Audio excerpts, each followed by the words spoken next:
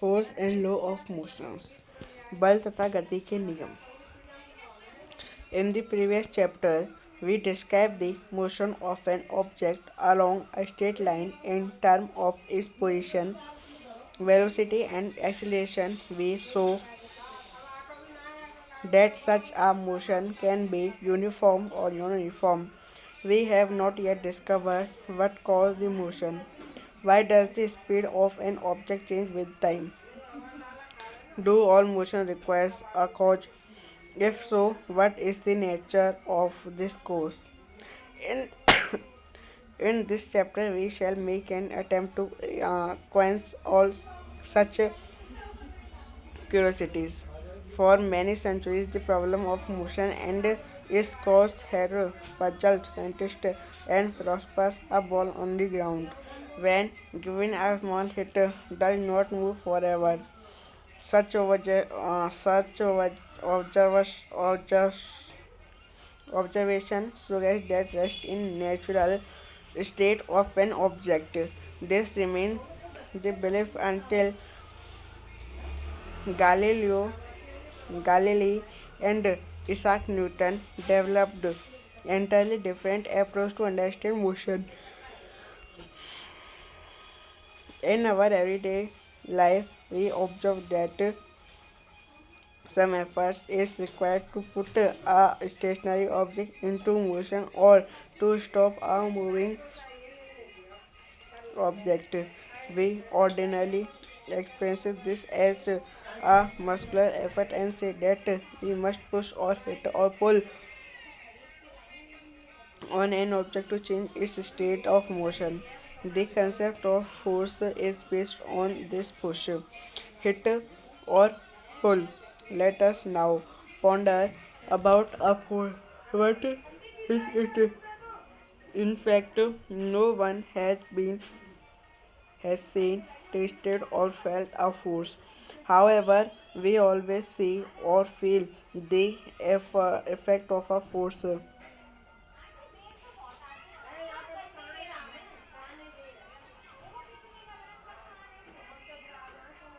It can only be explained by describing what happened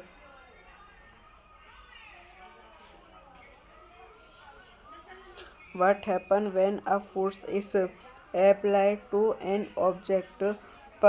Pushing, hitting, and pulling of object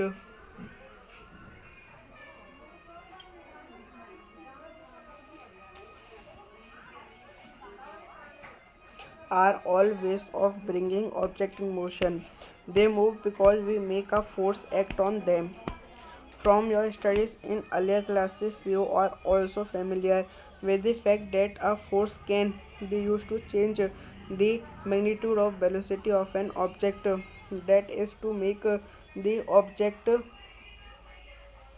move faster or slower, or to change its direction of motion. We also know that a force can change the shape and size of objects. पिछले अध्याय में हमने एक सरल रेखा में वस्तु की स्थिति, वेग तथा त्वरण के आधार पर वस्तु की गति का वर्णन किया। हमने देखा कि ऐसी गति में कभी एक रूपता होती है तथा कभी नहीं, लेकिन अभी हमने यह चर्चा नहीं की कि गति का कारण क्या होता है। समय के साथ वस्तु की चाल क्यों बदलती है? क्या सभी प्रकार की गतियों का कोई कारण होता है? यदि ऐसा है तो इस कारण का स्वभाव क्या है? इस अध्याय में हम ऐसी भी सभी जिज्ञासाओं को बुझाएंगे। सदियों से गति और इसके कारणों ने वैज्ञानिकों और दार्शनिकों को उलझा रखा था। फर्श पर रखी एक गेंद को धीमे से ठोकर लगाने पर वह हमेशा के लिए गतिशील नहीं रहती। ऐसी परिस्थितियों में से यह पता चलता है कि यह किसी वस्तु का विराम की अवस्था ही उसकी स्वाभाविक अवस्था है। ऐसी मान्यता तब तक बनी रही जब तक एक गैलीलियो और आइजक न्यूटन ने वस्तुओं की गति के बारे में एक पूर्णतः निम्न संकल्पना प्रस्तुत की। अपने प्रतिदिन के जीवन में हम यह देखते हैं कि स्थिर वस्तु को गति देने के लिए या गतिशील वस्तु को रोकने के लिए हमें कुछ प्रयास करना पड़ता है।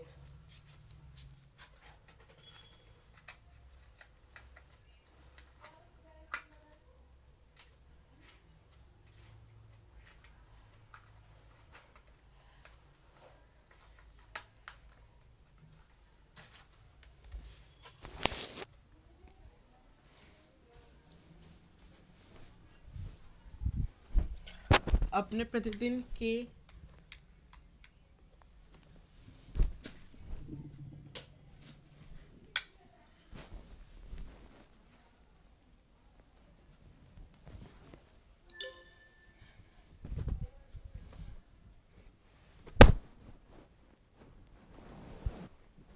अपने प्रतिदिन के जीवन में हम देखते हैं कि एक स्थिर वस्तु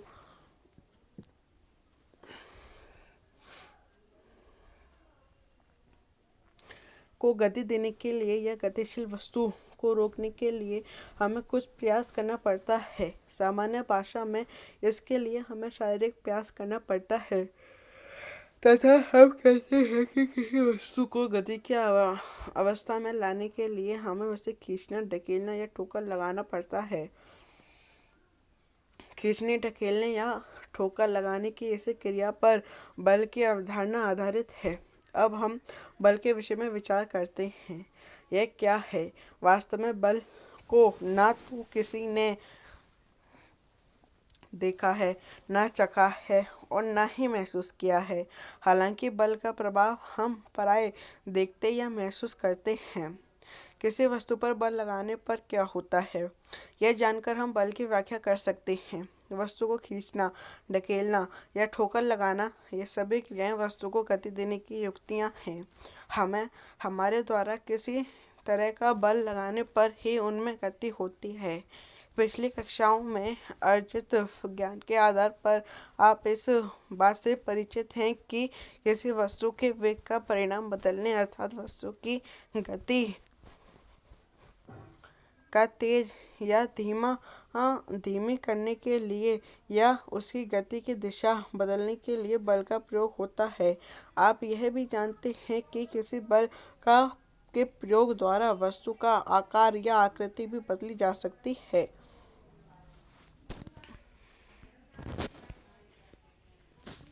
balance and unbalance force. Figure 8.3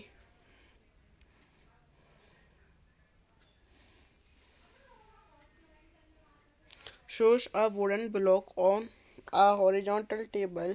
Two strings X and Y are tied to the two opposite faces of the blocks as shown. If we apply a force by pulling the string X, the block begins to move the right. Similarly, if we pull the string Y, the block moves to the left. But if the block is plucked from both the sides with equal forces, the block will not move. Such forces are called balance force and do not change the state of rest or of motion of an object. Now let us consider a situation in which two opposite forces of different magnitudes pull the block. In the case, the block would bring to move in the direction of the greater force. Thus, the two forces are not balanced and unbalanced force that acts in direction the block moves. This suggests that an unbalanced force acting on an object bring in it in motion. What happen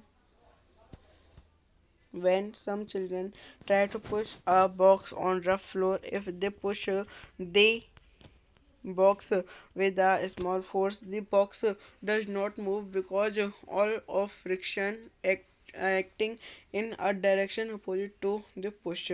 Figure 8.4. This friction force arises between two surfaces in contact. In this case, between the bottom of the box and floor's rough surface. It balances the pushing force and therefore the box does not move. In figure 8.4b, the children push the box harder, but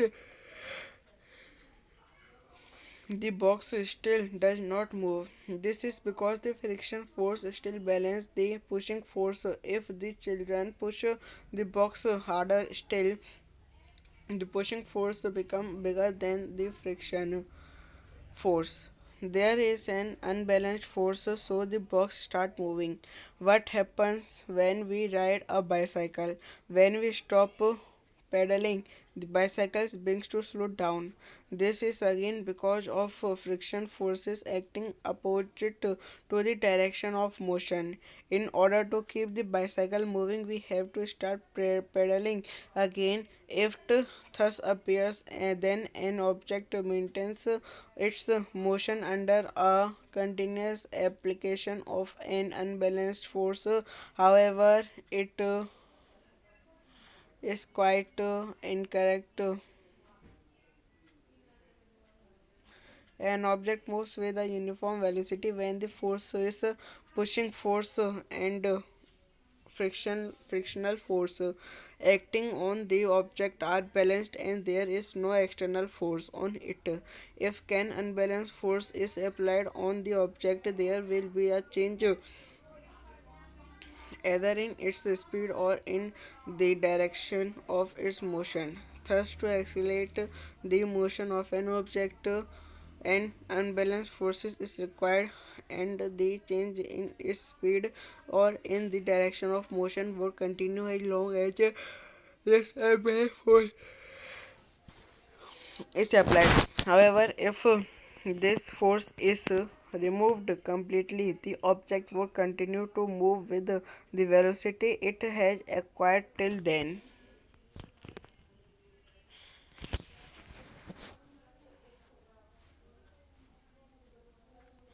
संतुलित और असंतुलित बल। चित्र 8.3 में लकड़ी की एक पिंड एक समतल मेज पर रखा है। चित्र में दर्शाए अनुसार दो धागे एक्स और वाई पिंड के विपरीत सिरे से जुड़े हैं। अगर हम किसी अगर हम किसी बल के द्वारा धागे एक्स को खींचते हैं तो पिंड दाहिनी ओर खिसकना शुरू करता है। उसी प्रकार अगर हम धागे वाई को खींचते हैं तो पिंड बाई ओर खिसकना शुरू करता है। लेकिन अगर पिंड को दोनों ओर से समान बल द्वारा खींचा जाता है तो ऐसी दशा में पिंड गति नहीं करता। इस तरह के बलों को संतुलित बल कहते हैं तथा यह गति की अवस्था को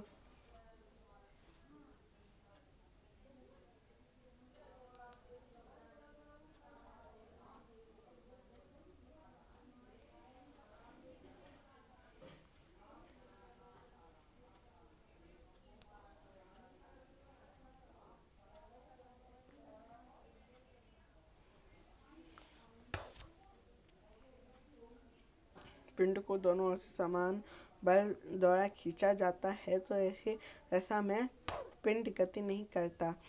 इस तरह के बलों को संतुलित बल कहते हैं तथा यह गति का अवस्था को परिवर्तित नहीं करता। अब एक ऐसी अवस्था की कल्पना करें जिसमें भिन्न परिमाण के दो विपरीत बल पिंड को खींचता है। इस अवस्था में पिंड अधिक बल वाली दिशा पिंड खींचते हैं। इस अवस्था में पिंड अधिक बल वाली दिशा में खिसकना शुरू करेगा। इस प्रकार दोनों बल संतुलित नहीं हैं और असंतुलित बल पिंड के खिसकने की दिशा में कार्य करता है। इससे यह पता चलता है कि किसी भी पिंड पर लगने वाला असंतुलित बल उसे गति प्रदान करता है।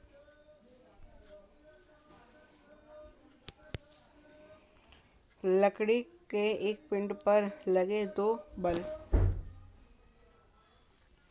क्या होता है जब कुछ बच्चे एक बक्से को खुरदरे वश पर ढकेलने की कोशिश करें? यदि वे कम बल के साथ बक्से को ढकेलते हैं तो बक्सा नहीं खिसकता है, क्योंकि घर्षण बल ढकेलने की विपरीत दिशा में काम कर रहा है। यह घर्षण बल दोनों संपर्क सतहों के बीच में उत्पन्न होता है, अर्थात बक्से के नीचे की सतह तथा फर्श की खुरदरी सतह के बीच। यह घर्षण बल ढकेलने में लगे बल को संतुलित करता है और यही कारण है कि बक्सा नहीं सकता है।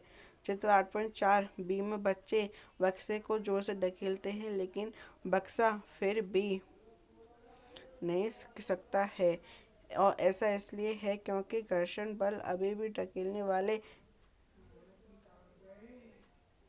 बल को संतुलित कर रहा है। अगर बच्चे बक्से को ज़्यादा जोर से ढकेलते हैं तब ढकेलने वाला बल घर्षण बल से अधिक हो जाता है। यहाँ अनुकूलित बल कार्य करता है, इसलिए बक्सा खिसकने लगता है। जब हम साइकिल चलाते हैं तो क्या होता है? पेडल चलना बंद करने पर साइकिल की गति धीमी होने लगती है। ऐसा इसलिए होता है क्योंकि घर्षण बल गति की दिशा के विपरीत दिशा में कार्य करता है। साइकिल को गति में रखने के लिए हमें फिर से पेडल चलाना पड़ता है। इस अवस्था में ऐसा प्रतीत होता है कि किसी वस्तु को सतत गतिशील बनाए रखने के लिए एक संतुलित बल की आवश्यकता है, तथापि वह बिल्कुल गलत है। कोई वस्तु समान वेग के साथ केवल तभी गतिशील रह सकती है जब उस पर लगने वाला बल प्रवाह तथा घर्षण संतुलित होते हैं, तथा वस्तु पर कोई नेट प्रवाह बल कार्य नहीं करता है। अगर किसी वस्तु पर असंतुलित बल लगाया जाता है तो उसे वेग में परिवर्तन या उसकी दिशा में परिवर्तन होता है। इस प्रकार किसी वस्तु को त्वरित करने के लिए एक असंतुलित बल की आवश्यकता होती है, और उसकी गति या गति की दिशा में तब तक परिवर्तन होता रहेगा जब तक यह संतुलित बल उस पर कार्य करता रहेगा। तथापि यह बल हटा लेने पर वस्तु प्राप्त हुए वेग से गतिमान रहेगी।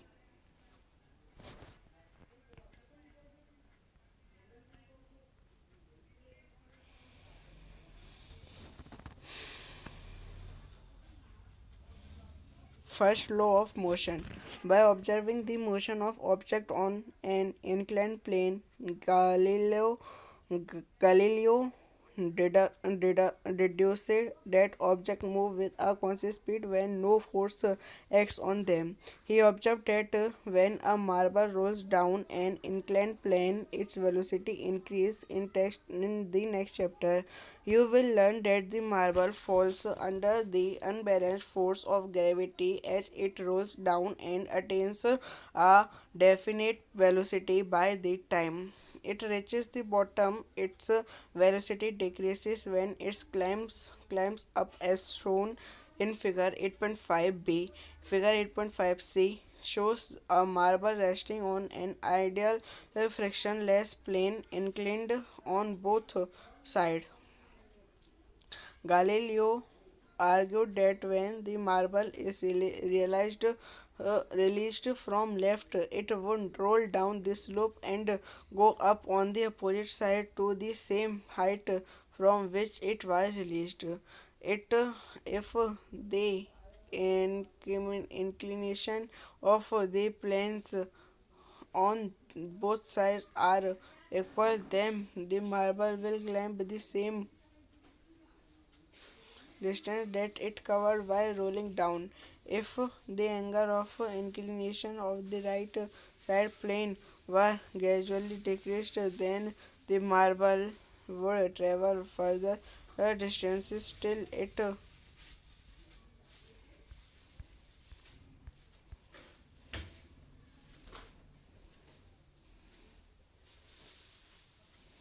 reaches the original height. If the right side plane were ultimately made horizontal, that is, the slope is reduced to zero, the marble would continue to travel forever trying to reach the same height that it was released from. The unbalanced force on marble in the case are zero. If thus suggests that an unbalanced external force is required to change the motion of the marble, but no net force is needed to sustain the uniform motion of the marble. In particular situation, it is difficult to achieve a zero unbalanced force. This is because of the presence of the frictional force acting opposite of the direction of motion. Thus, in practice, the marble stops after traveling some distance. The effect of the friction force may be minimized by using a smooth marble or a smooth plane and providing a lubricant on top of planes.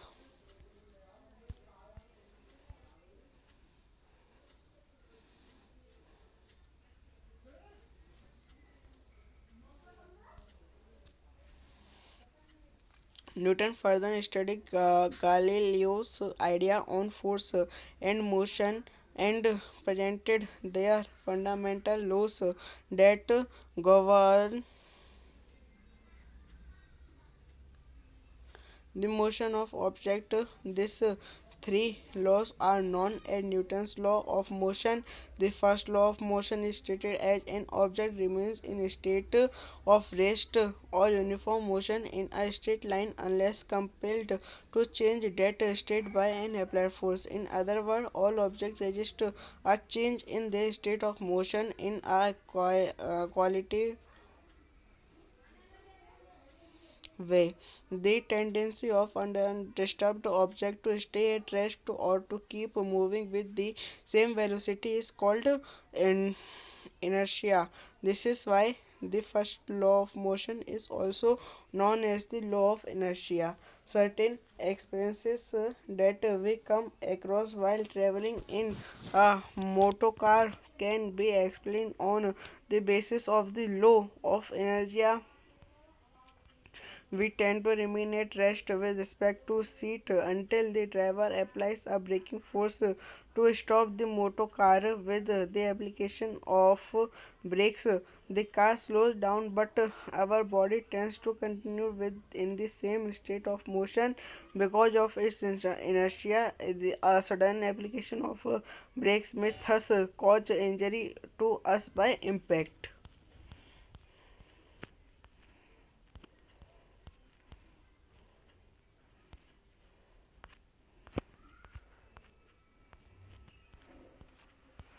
Or collision with the panels in front. Safety belts are worn to prevent such accidents. Safety belts exert a force on our body to make the forward motion slower. An opposite experience is encountered when we are standing in a bus and the bus begins to move suddenly. Now we tend to fall backwards. This is because the sudden start of the bus brings motion to the bus as well as to our feet in contact with the floor of the bus, but the rest of our body opposes this motion because of its inertia. When a motor car makes a sharp turn at a high speed, we tend to get thrown to one side. This can against be explained on the basis of the law of inertia. We tend to continue in our straight line motion. When an unbalanced force is applied by the engine to change the direction of motion of the motor car, we slip one side of this seat due to the inertia of our body. The fact that a body will remains at rest unless acted upon by an unbalanced force can be illustrated through the following activities.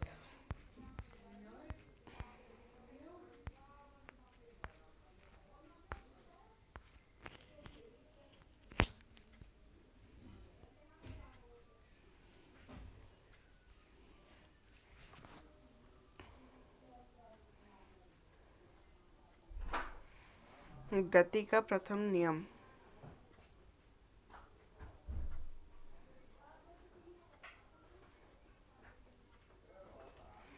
वस्तु के किसी अनंत तल पर गति को देखकर Galileo ने यह निष्कर्ष निकाला कि जब तक कोई बाह्य बल कार्य नहीं करता, वस्तुएं एक निश्चित गति से चलती हैं। उन्होंने देखा कि कांच की गोली अनंत तल पर लुढ़कती है तो उसका वेग बढ़ जाता है। अगले अध्याय में आप पढ़ेंगे कि गोली असंतुलित गुरुत्वीय बल के कारण नीचे गिरती है और नीचे पहुंचते पहुंचते यह एक निश्चित वेग प्राप्त कर लेती है। चित्र 8.5 बी में दर्शाए अनुसार जब यह कांच की गोली ये ऊपर की ओर चढ़ती है तब इसका वेग घटता है।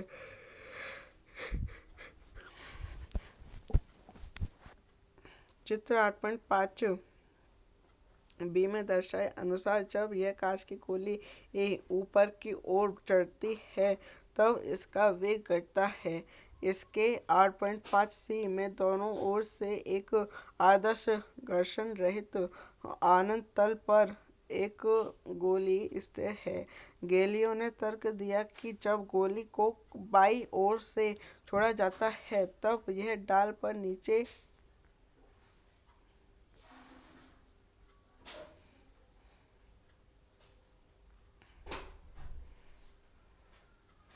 और लुढ़केगी तथा दाईं ओर के अनंत ताल पर उतना ही ऊंचाई तक जाएगी जितनी ऊंचाई से उसे छोड़ा गया है तथा नहीं यदि दोनों ओर के तलों को झुकाव समान है तो गोली उतनी ही दूर चढ़ेगी जितनी दूर तक कि वह लुढ़की थी। अगर दाईं ओर के अनंत तल को कोण को धीरे धीरे कम किया जाए तो गोली के मूल ऊंचाई प्राप्त करने के लिए अधिक दूरी तय करनी होगी। अगर इस तल को क्षैतिज कर दिया जाए अर्थात ढाल को शून्य कर दिया जाए तो गोली मूल ऊंचाई प्राप्त करने के लिए एक क्षैतिज तल पर लगातार चलती ही रहेगी। यहाँ गोली पर लगने वाला असंतुलित बल शून्य है। इस प्रकार यह ज्ञात होता है कि गोली की गति को बदलने के लिए एक असंतुलित बल की आवश्यकता होती है, लेकिन गोली की गति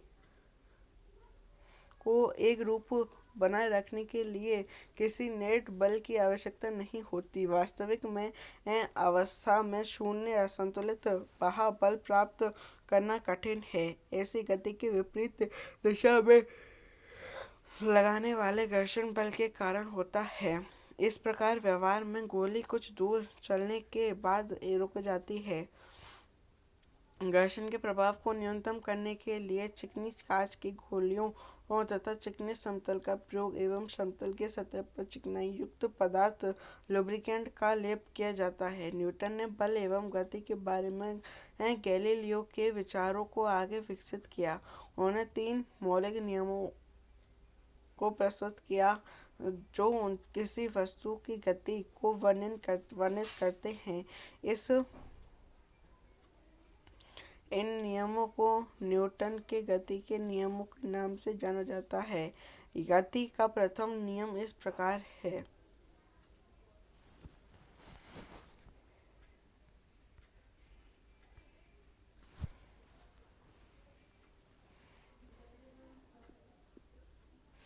प्रत्येक वस्तु अपनी स्थिर अवस्था या सरल रेखा में एक समान गति की अवस्था में बनी रहती है जब तक कि उस पर कोई बाहरी बल कार्यरत न हो।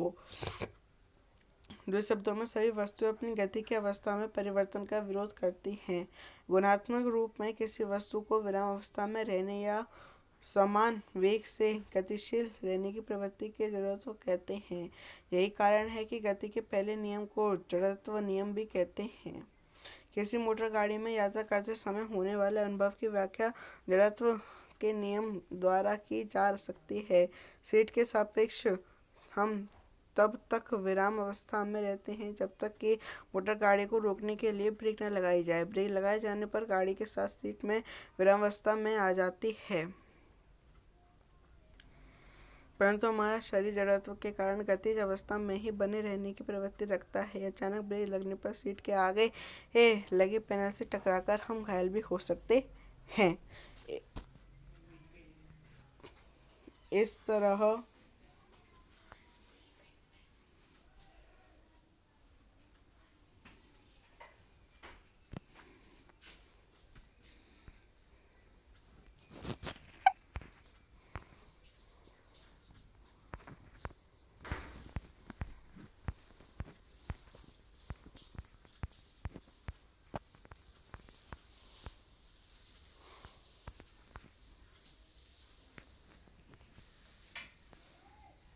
देखिए जैसे कि ये एग्जाम्पल 8.4 है। इसमें आ, जो बच्चे ये फोर्स लगा रहे हैं, यह चीज़ हमको दिखाई जा रही है।